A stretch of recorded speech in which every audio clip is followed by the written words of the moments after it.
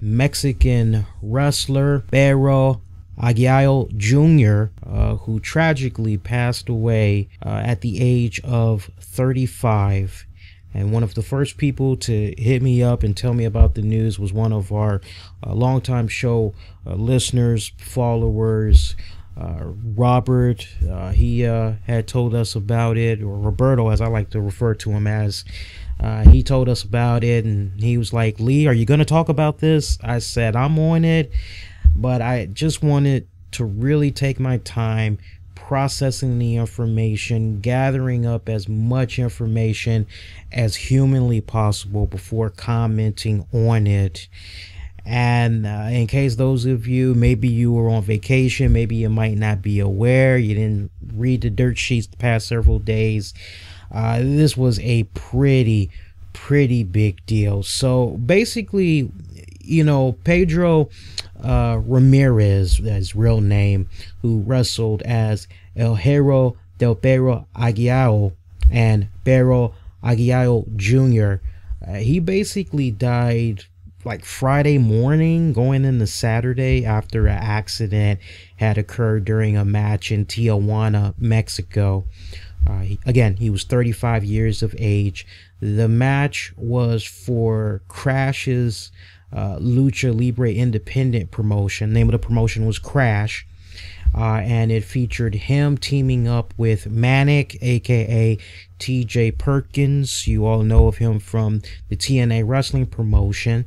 They had took on Extreme Tiger, or Tigre Uno, another individual that works currently for the TNA wrestling promotion, and former WWE superstar Rey Mysterio. And as a lot of you all should be aware by now, Rey Mysterio, he parted ways with the WWE a couple of weeks ago. And this was Rey Mysterio's second in-ring return. Yeah, he was seeing in-ring action again.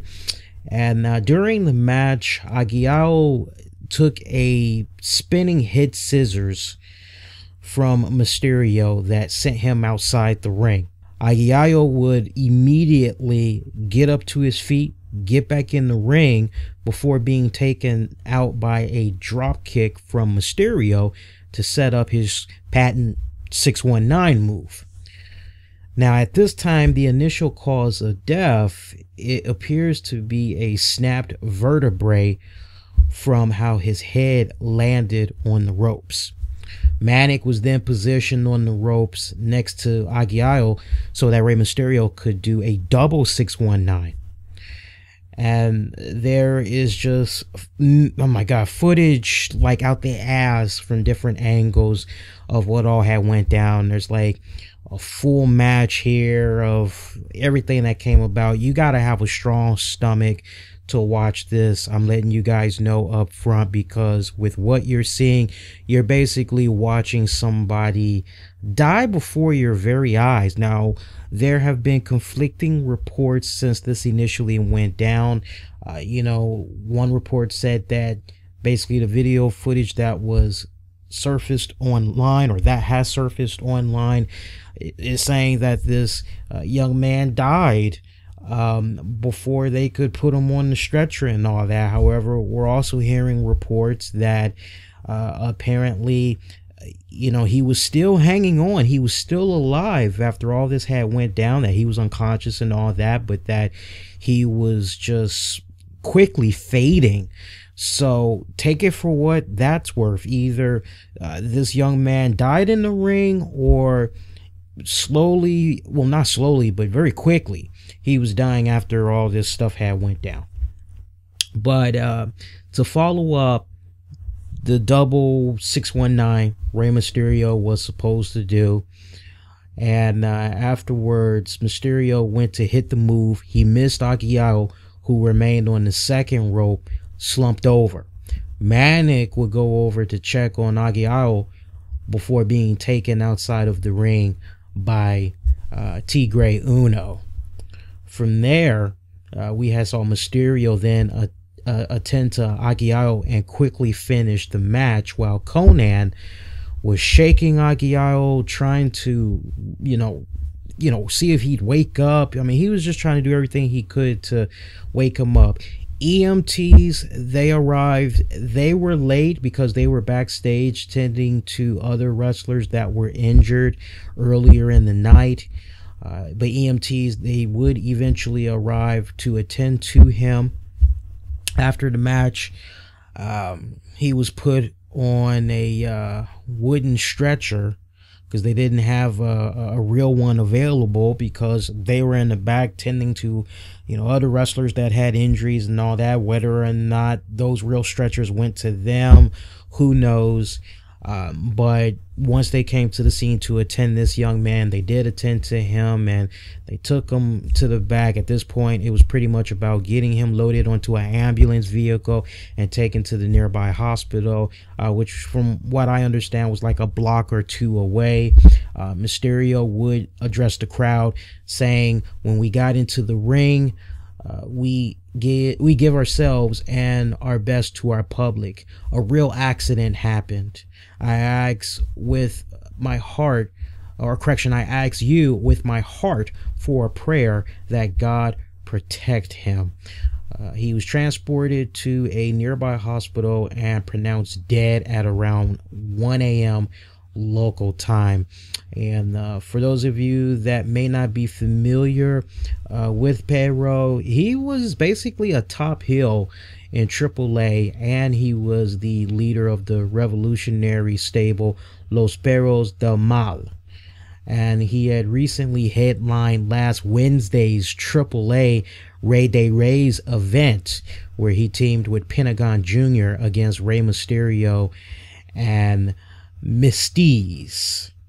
And of course, left and right, there has just been nothing but scandalous sensationalism at its most finest. That I say that term sarcastically, as people from just all throughout the woodwork have been doing whatever is possible to try to make a quick dime off of this young man's passing. And I'm telling you, when I first had heard the news on Saturday, I saw the footage. It made me extremely numb. I was in a serious, deep state of depression for the entire weekend. I really was not able to shake it off until Monday, quite honestly. It was bad. I mean, it really rocked me. It rocked me so bad that my girl had a hard time getting decent conversation out of me, because I was just so, when I get into a deep state of depression, I don't want to talk to anybody. I have serious mood swings. I mean, I am just totally not the life of the party. And some of you all that may be hearing that, you may be saying to yourself, what, really? Yes, it's true. Damn true.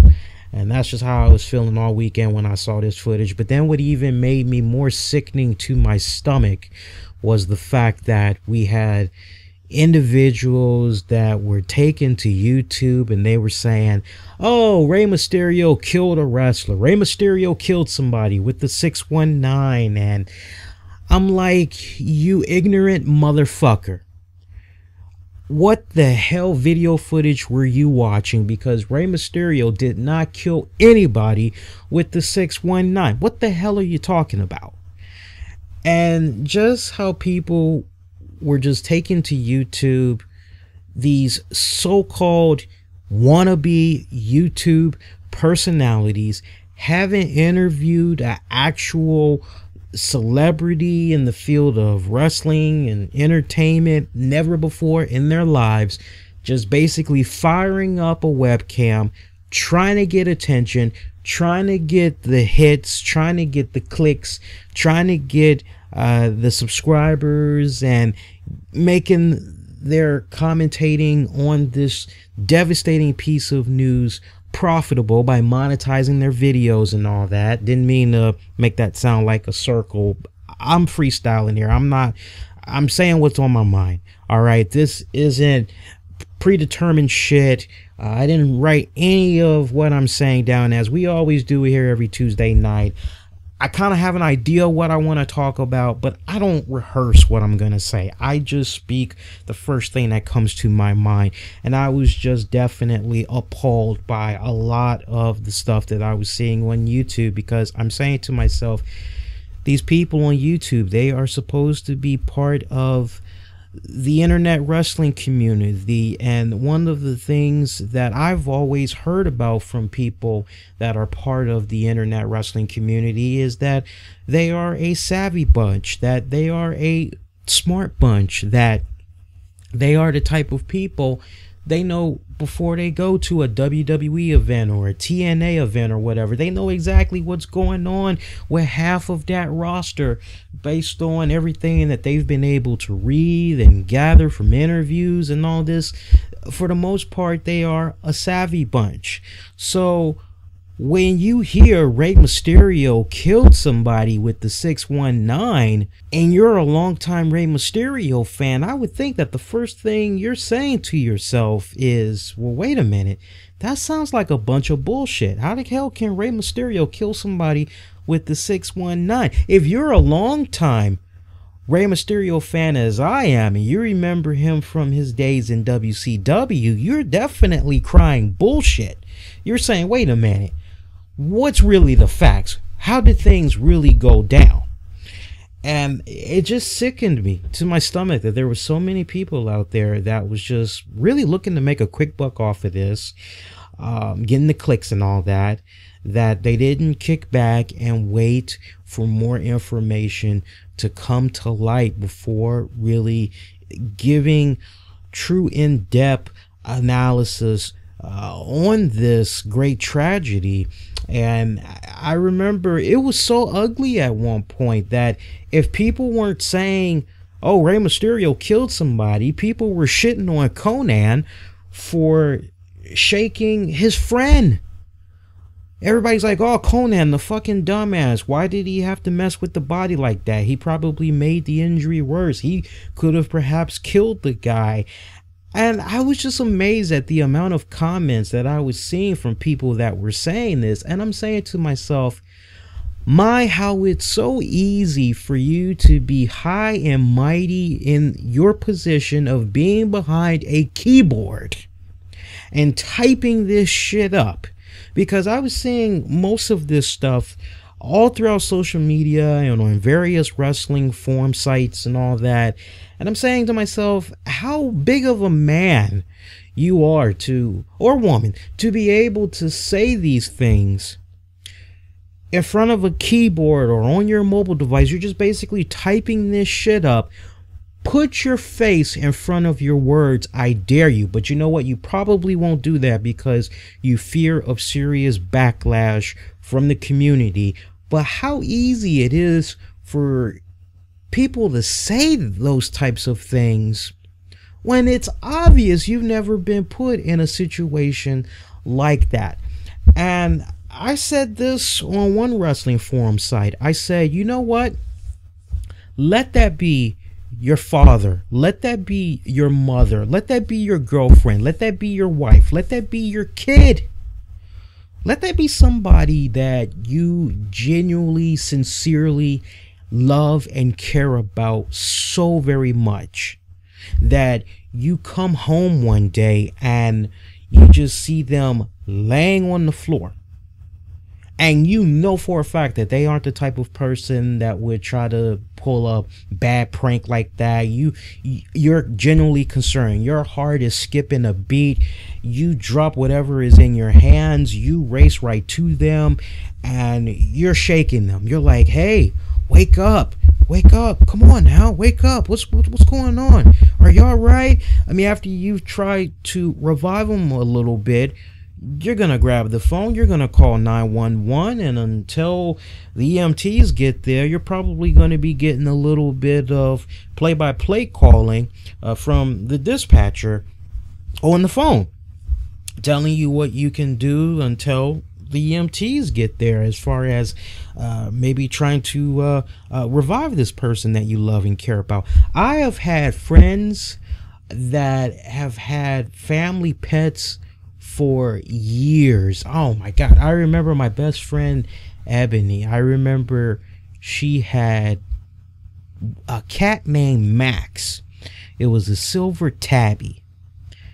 I grew up on Max. I mean, me, her, at the time, her boyfriend, who's now her husband, all her brothers, her whole family. I mean, she had that cat. Oh, let me see. She first got that cat when she was 9 years old. And Max did not die until, I want to say, 3 years ago. About 3 years ago, Max had died. And when Max died, I mean, as you would imagine, I mean, she was bawling her eyes out and she just couldn't believe it. I mean, one day she saw him and he was puking and all this other crazy stuff, and it was just a little bit too extreme for her, because I think she ended up seeing a little bit of blood come out of his vomit or whatever. When he was using the bathroom, there was some blood in his urine or in his bowel movement, and he wasn't eating his food, and there were like so many signs that she was just like, what's going on? And eventually she took him to the vet, and the vet told her, he actually doesn't have that much time left. He's about ready to go, any moment. Least thing you can do is make it pretty comfortable for him and everything. And when he passed away, I'm very sure that she was grabbing at his body, trying to shake him. And even though the doctor had said to her, hey, he's gonna go any minute, still just the fact that, oh man, it hit, and it hit hard, you don't want to believe that, so I mean, until you're actually, and this is over a pet, so just imagine how it would have been losing a human, a brother or a sister or a mother or a father.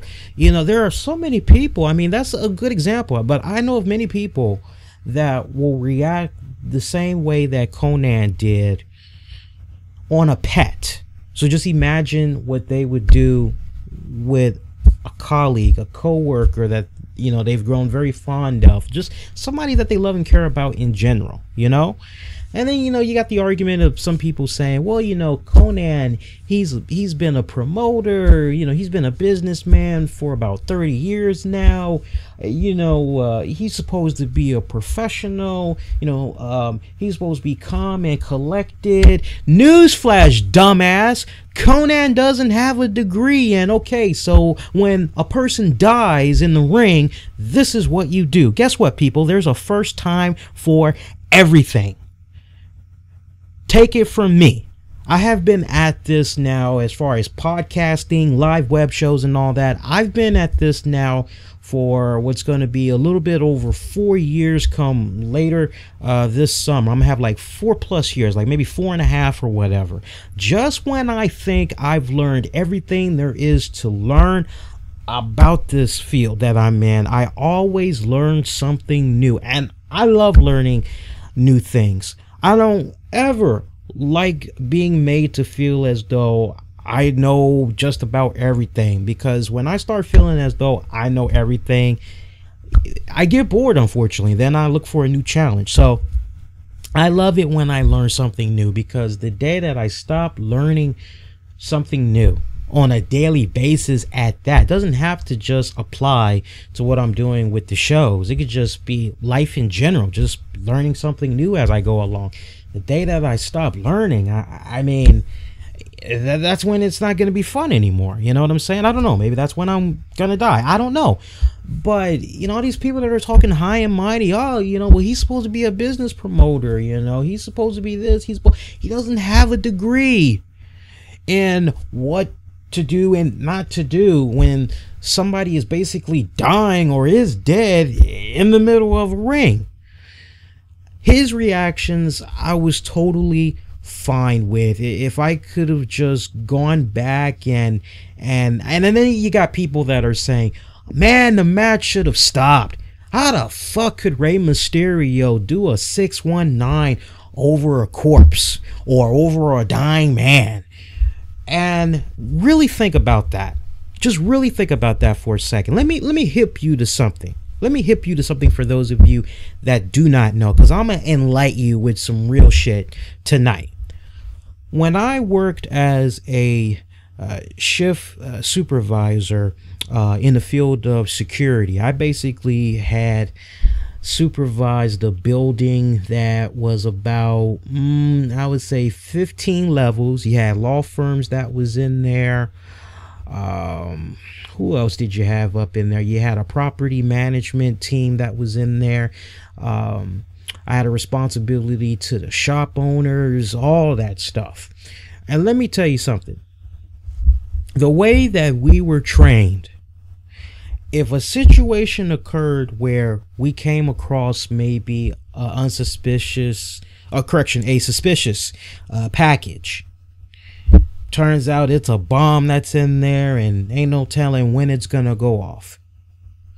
The way that we were trained, don't panic, don't go screaming, don't go running down the hall like freaking Ace Ventura talking about some bomb, and then everybody else is panicking, and then they're running for the same exit as everybody else. People are gonna get trampled, all that other. No. As much as you want to go with that first reaction of shouting and putting out there a sense of urgency and all that other stuff, you have to be calm, you have to be cool, you have to be very calculating, and basically really take charge of the situation. And you know, the way that I was trained, it was basically 8 to 9. This is 9, go ahead. Yeah, we have a, and I, give them whatever number so that they know that, we had an emergency. And it was basically, I need you to pull the alarm. I need you to, man this post, make sure that everybody is coming off of their respective floors. Make sure nobody's taking the elevator. Everybody needs to take the stairs. We need to man this exit right here. Everybody needs to be going through this exit. Lock all the other, doors down. Or, we would do standard procedure, and we would do it in a very calm fashion. If somebody says, "Oh, what's going on?" We don't say there's a bomb. No, because we don't want them to panic. We don't want them running out the damn building and stepping over people as a result of panicking and all that.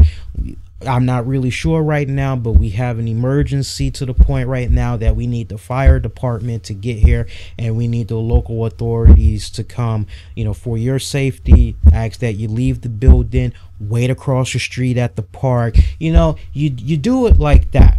If there's one thing, just looking back at how everything had played out with Konnan and everything, I kind of wish that, maybe whoever else was at ringside, whether they be part of the Crash promotion or whatever, I wish that, and maybe he did, we just didn't really see it, but I just kind of wish that Konnan would have really been a little bit more vocal and hands-on in, hey, this guy doesn't look good, we need to get him help out here ASAP. To my knowledge, Konnan hasn't really talked about the situation just yet, but hopefully he'll be able to shed a little bit more light in the coming weeks on this. But for what Konnan did, I really did not have a problem with that whatsoever. And then you've got these knuckleheads that are sending Rey Mysterio death threats and all this other stuff. Let me ask you something. How many of you all had watched Monday Night Raw last night? Because if you did, you would have seen an insane spot with Cesaro and Tyson Kidd as they were taking on Los Matadors, and there was a 6th spot where Cesaro was doing his Cesaro swing on one of them, and then Tyson Kidd just came out of nowhere with like a nasty ass drop kick to the back of that Los Matadors head/neck area, and that thing was just, it was like, damn. Now, when you go back and you look at what Rey Mysterio did to Perro, you're kind of like, Rey's kick was, yeah, it was definitely off, but if you've been following the career of Rey Mysterio for many, many years, as I have, you can come away and say, you know what, as far as Rey Mysterio goes, he's not reckless. He does a very good job in protecting the person that he's wrestling with. Very rare do you see Rey Mysterio botch. Now look, I've made my jokes on Rey Mysterio in the past, talking about his bad knees and all this other stuff. But when I just look at his career overall, I mean, I go as far back with Rey Mysterio. I remember briefly watching him in ECW, but I definitely remember him in WCW and all the great matches that he had with Dean Malenko, Eddie Guerrero and all that, all the way up till he made his WWE debut, of which I was very excited for. And just all the way up until now, you know, I can kick back and I could say that it's very rare to none that Rey Mysterio botched in a way where he seriously hurt the person that he was working with. Accidents happen, and it's unfortunate that this accident happened and it resulted in this young man dying, as the funeral did go down over the weekend. You know, here in the United States, when somebody dies, it takes many weeks to know the exact cause of death. Sometimes it could take as much as 2 to 3 to 4 months. And then you're kind of like, oh yeah, what was the outcome of that person dying? I mean, a great example is the lead singer of Static X. I don't know if you guys were into that, but they were known for that hit song, Push It. Yeah, push it. You push it. Push it, push it. Yeah. I think the lead singer, I think he was like the cousin or whatever of Power Man 5000, that band or whatever. I'm not really sure. I'm a little rusty right now, but basically the lead singer of that band, Wayne Static, he had passed away last year. He passed away in November, and like 2 weeks ago we finally found out what the hell was the cause of death. So I mean, that's a perfect example right there on how it goes down in the United States. We don't know for months what had killed them. You know, in the case of Perro, you know, we're getting these conflicted reports that, oh well, you know, it was whiplash, or well, no, he actually had an aneurysm, or oh no, he had a heart attack. We really don't know right now. Supposedly there was a medical report that was put out. From what I read, and I know a little bit of Spanish very well, I went directly to the Spanish news website that was reporting the supposed cause of death and all that. I did not see anywhere in black and white that, oh, medical examiner blah blah blah said that in their medical opinion that this is their findings, this is how the person died. I mean, we just hear all these different theories that's going on. Let's just deal with the fact. This young man, he passed away. Is it possible that maybe there was a lingering injury that he had sustained from over the years that could have set this up? Unfortunately, it's very well possible. I mean, you think about the Edges, you think about the Stone Cold Steve Austins, who basically were one bad move away from being permanently paralyzed from the neck down, or worse, if they risk taking one nasty little bump. Same case for HBK Shawn Michaels.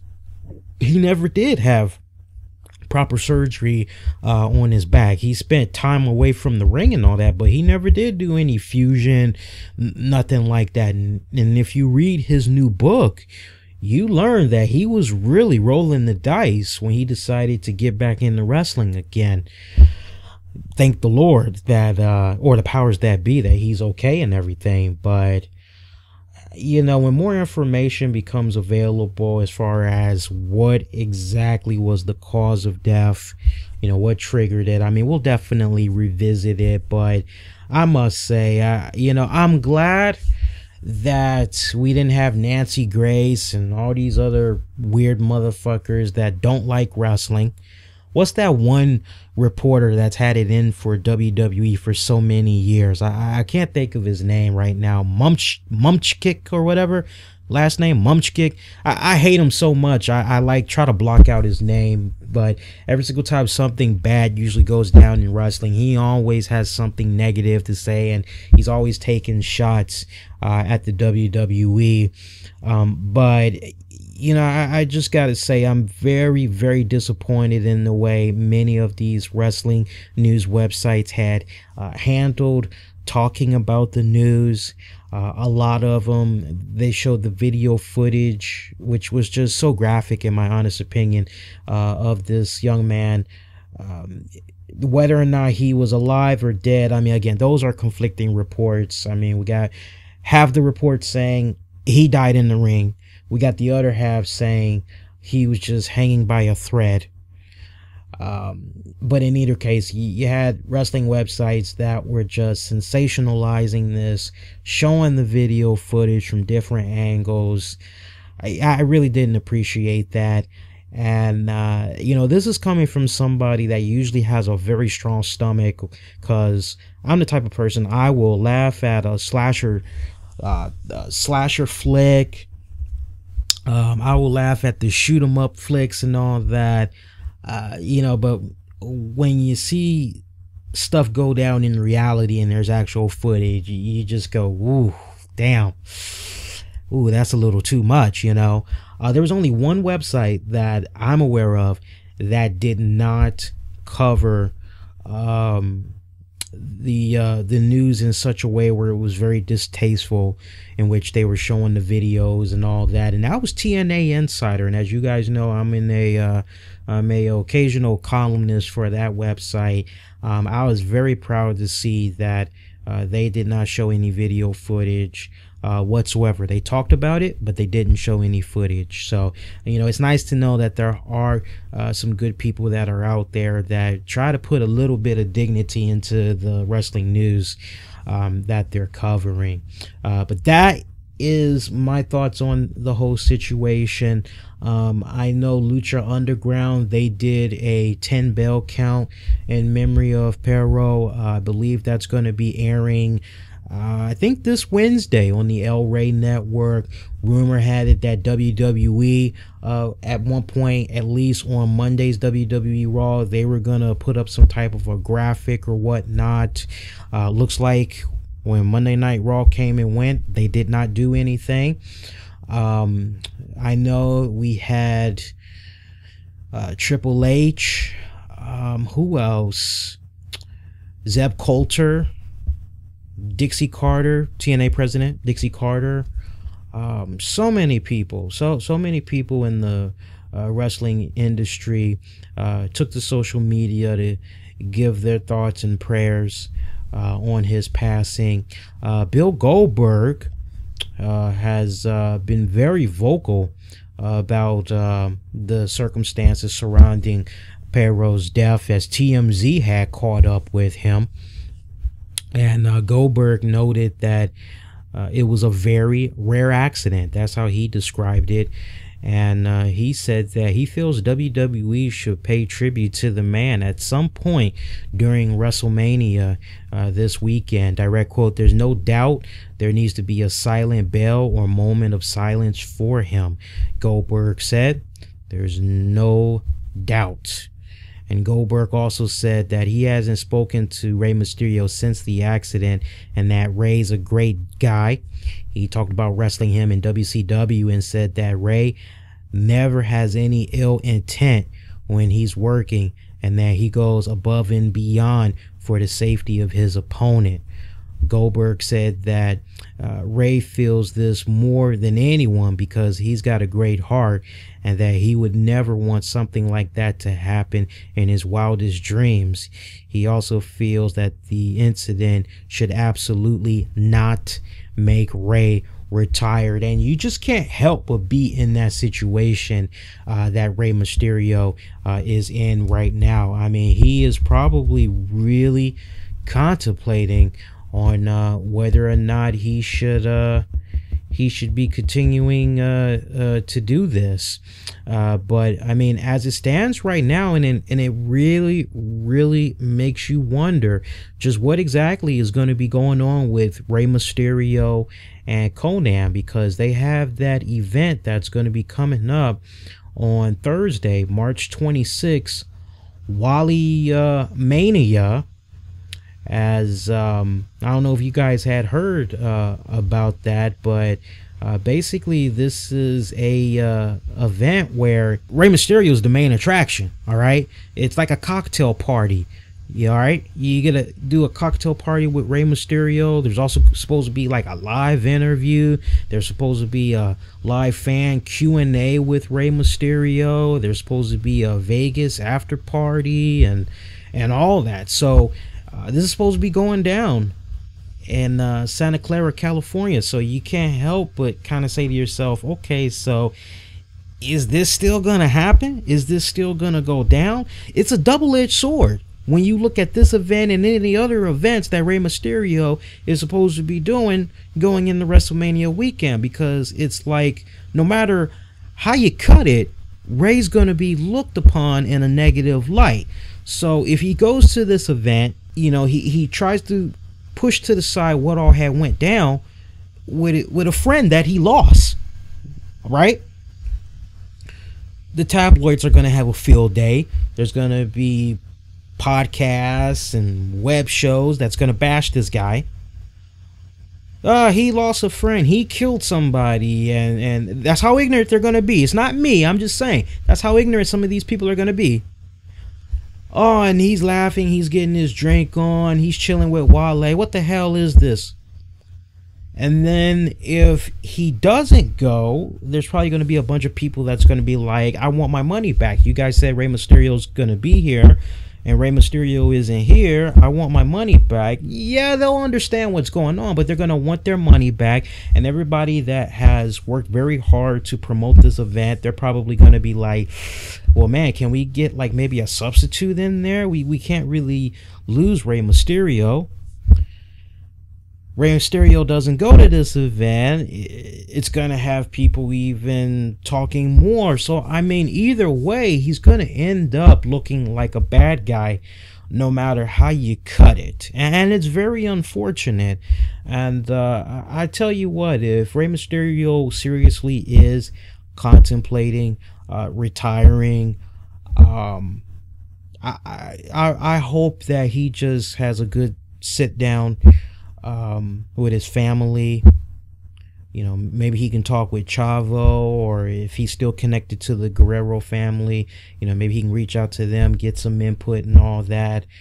You know, get some correct and proper guidance and figure out what exactly he wants to do, because before this even went down, there was a lot of good things that seemed to be on the horizon for his future. I was hearing that he was strongly considering making his own clothing line brand and all that he wanted to try to have be aimed towards his people, towards Latins, and lot of interesting side projects that he had in the works. So we'll continue to stay on top of that.